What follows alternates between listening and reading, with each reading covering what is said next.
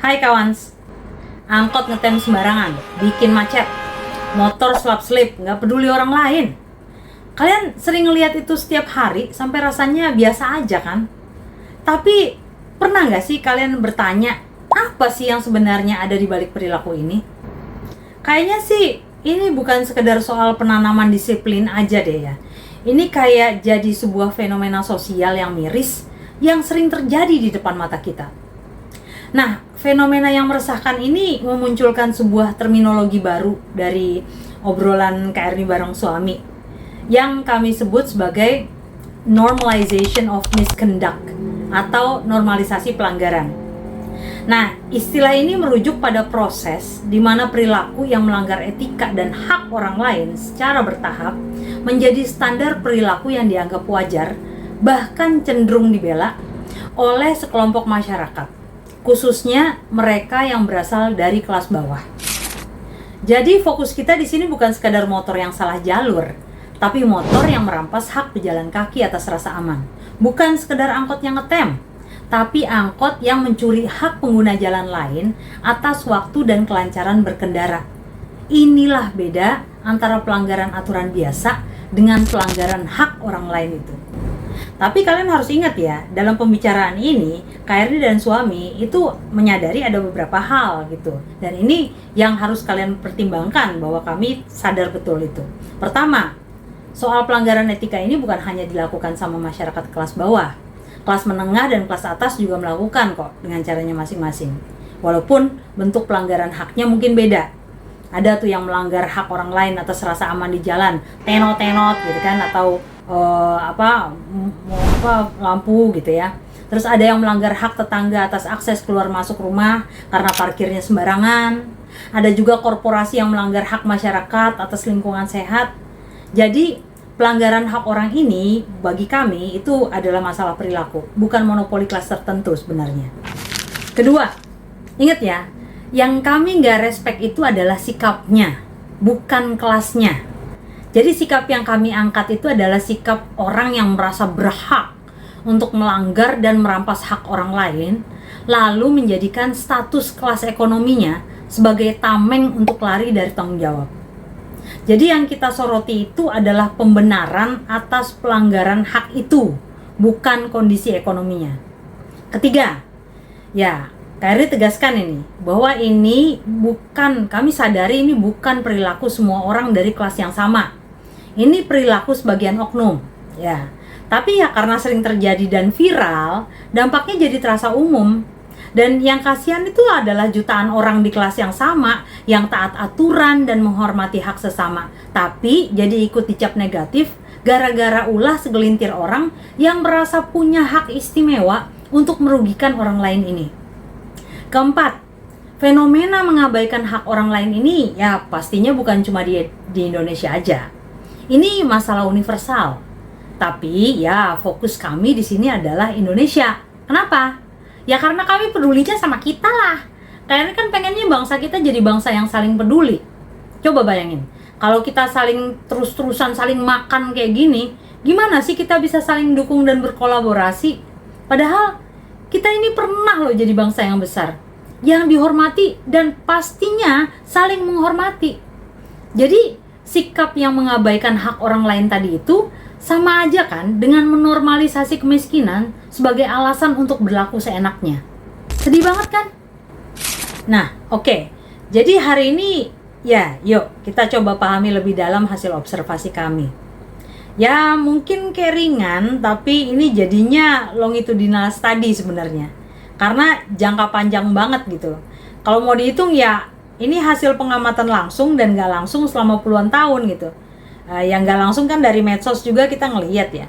Dan kayaknya ini sih bukan cuma perasaan kami aja gitu ya. Kayak tadi Kerni bilang ada keluhan-keluhan di sosial media juga mengenai permasalahan yang setipe gitu kan.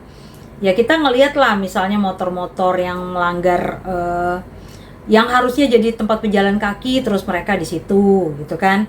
Terus misalnya ada orang yang ngelawan arah juga gitu kan, pemotor juga. Ada juga orang yang jemur gitu kan di depan rumah tetangganya gitu tanpa izin. Ada yang parkir gitu sembarangan tanpa izin di depan tetangganya gitu kan, tempat tetangganya.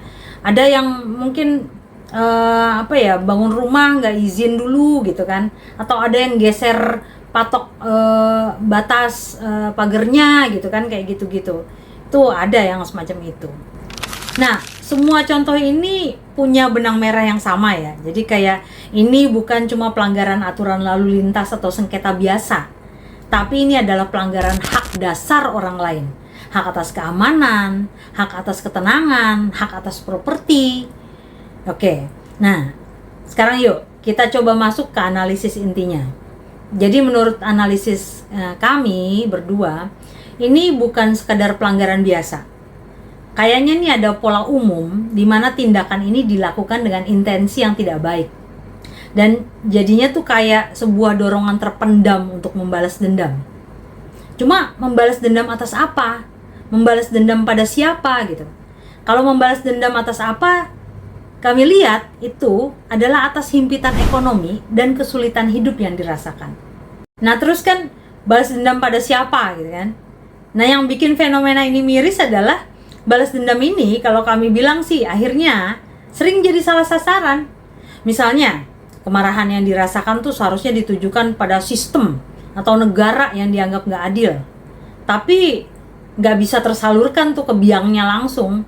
Karena target negara itu terlalu abstrak dan terlalu kuat juga sih. Nah akhirnya kemarahan mereka dilampiaskan pada target yang konkret dan terlihat di depan mata. Siapa tuh sasarannya? Tetangganya sendiri misalnya, yang dianggapnya hidupnya lebih mapan. Atau orang lain, random people lah, acak di jalan, hanya karena orang itu terlihat lebih berada dari dirinya. Ya misalnya dalam hal vandalisme, ya nggak apa-apa gitu. Pilok pagar rumah orang yang kelihatannya kayak berduit gitu kan. Itu salah satu contohnya. Nah selanjutnya nih kayak ada contoh kondisi nih yang kami rasa nih tepat dari analisis ini. Misalnya apa yang sering kita lihat di jalan gitu kan, seorang pengendara motor nih dia ugal-ugalan, akhirnya bikin dirinya celaka karena jadi ketabrak tuh sama mobil. Nah secara logika kan pengendara motor yang salah dong, tapi yang sering terjadi justru si pengemudi mobil itu yang harus pasrah disalahkan oleh massa.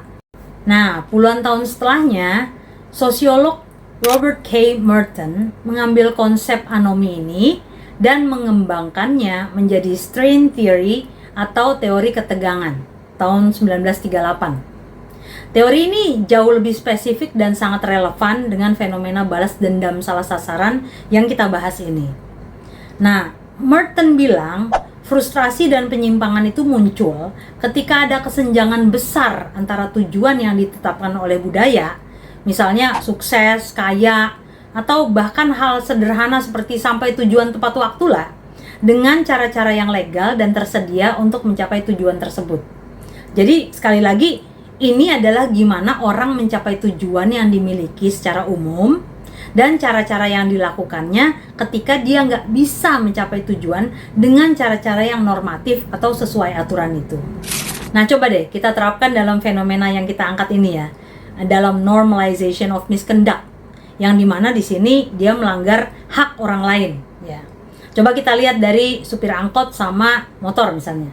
Apa sih tujuan yang mau mereka capai? Nah buat supir angkot kan tujuannya adalah dapat setoran nih. Sementara pengendara motor tujuannya sampai kantor cepet di tengah kemacetan parah. Ini tujuan yang wajar ya. Nah kedua, gimana sih cara yang legalnya? Ya supir angkot harusnya nunggu di pangkalan. Sementara si pengendara motor harusnya sabar ngantri di kemacetan. Nah, ketiga, kenyataannya gimana? Nah, cara legal ini sering dianggap nggak efektif karena masalah struktural. Seperti jalanan yang macet parah, transportasi publik yang nggak memadai, atau persaingan jalan yang terlalu ketat gitu. Nah, ketegangan atau strain antara tujuan dan cara inilah yang mendorong orang untuk beradaptasi.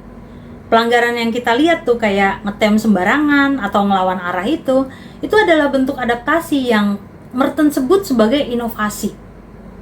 Ya, mereka-mereka ini tetap ngejar tujuan, dapat penumpang, cepat sampai. tapi menggunakan cara-cara baru yang nggak legal atau melanggar norma karena cara yang legal dianggap sudah nggak mungkin.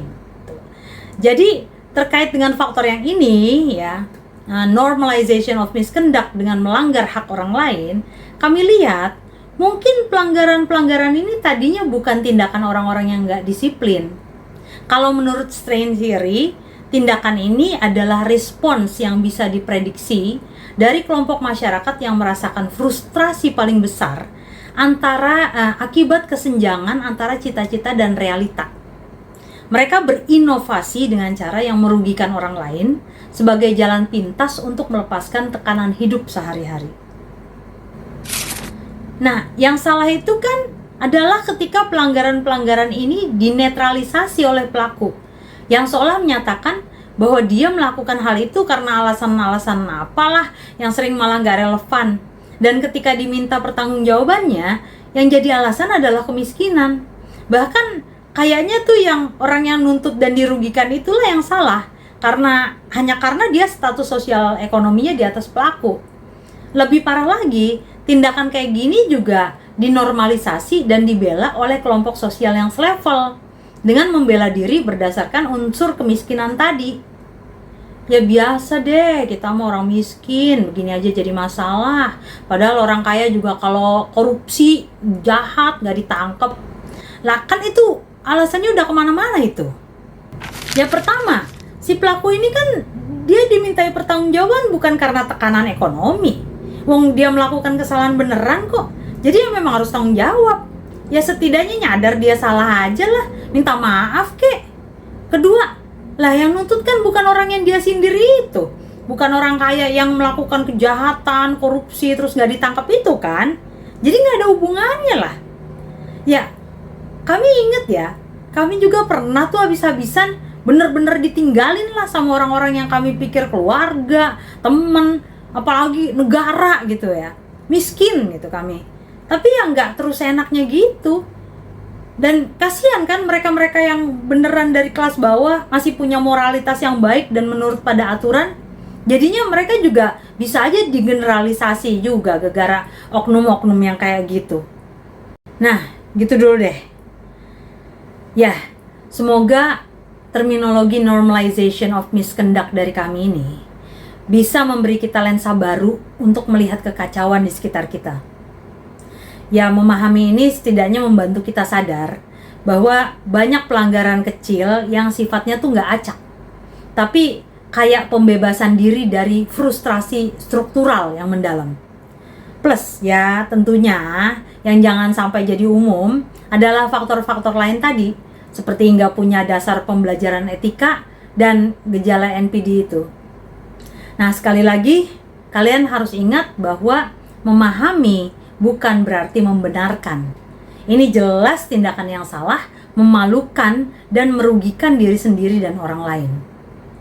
Dan bagi negara, coba deh, mungkin bisa dipikirkan, kalau biangnya adalah kemiskinan dan kesenjangan sosial yang tinggi, ya solusinya nggak bisa hanya terbatas pada penegakan aturan saja, tapi lebih dari itu, juga perjuangan untuk keadilan sosial dan pendidikan, serta pendidikan etika yang lebih merata. Nah, kalau kemudian sudah disenengin, artinya keadilan sosial dan pendidikannya sudah lebih baik, tapi mereka masih gitu. Nah, ayolah, baru kita lakukan evaluasi dan studi lanjutan. Mungkin masalahnya memang sudah masuk ke ranah individu yang lebih dalam. Artinya, kalau pelaku adalah memang orang yang terbiasa melanggar hak orang lain atas nama apapun sebagai pembenaran, ya belum tentu juga jawabannya adalah kesetaraan finansial. Bisa jadi orang kayak gitu malah makin parah pas dia punya kekuasaan. Soalnya kan ini juga bisa jadi terkait sama psikologinya yang memang bermasalah gitu. Nah teman, akhirnya dalam menghadapi kesulitan kita punya pilihan. Apakah kita akan membiarkan rasa sakit itu berubah menjadi kepahitan, sebuah kemarahan buta yang salah sasaran, atau kita memilih jalan yang lebih elegan dan mulia, yaitu mengubahnya menjadi kekuatan kreatif untuk memperjuangkan perubahan yang sesungguhnya pada sistem yang tidak adil ini. Seperti kata Jalaluddin Rumi ya, luka adalah tempat cahaya masuk ke dalam dirimu. Ya, semoga kita semua bisa memilih jalan yang kedua ya. Jalan yang lebih elegan tadi, jalan yang membawa masuk cahaya ke dalam diri kita. Dimana saat kita perih, kita justru membangun jiwa yang positif, bukan sebaliknya.